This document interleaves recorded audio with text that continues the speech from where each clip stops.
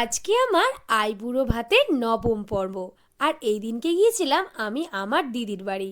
দিদির একটা ছোট্ট মেয়ে আছে, তা সত্ত্বেও এত কিছু রান্না সে একা হাতে আমার জন্য বানিয়েছে। সেই ভিডিওই তোমাদের সঙ্গে আজকে শেয়ার করছি। আজকের বাঙালিয়ানা থালিটা তোমাদের সঙ্গে শেয়ার করছি। প্রথমেই ছিল সাদা ভাত, স্যালাড, আর আমার খুব পছন্দের পুরোনো দিনের একটা রেসিপি, সেটা হলো চাপান ডাল। আর তার সঙ্গে ছিল 5 রকমের ভাজা, যেমন ঢ্যাঁড়স ভাজা আর ব্রোকলিটা দিদি খুব দারুণভাবে ভেজেছিল। আর ছিল বেগুন ভাজা, পটল ভাজা ও আলু ভাজা। আর ছিল পাবদা মাছের কারি, সঙ্গে ছিল চিকেন কারি, মাটন কারি, আর ছিল পাঁপড় ভাজা। তার সঙ্গে অবশ্যই থাকবে চাটনি।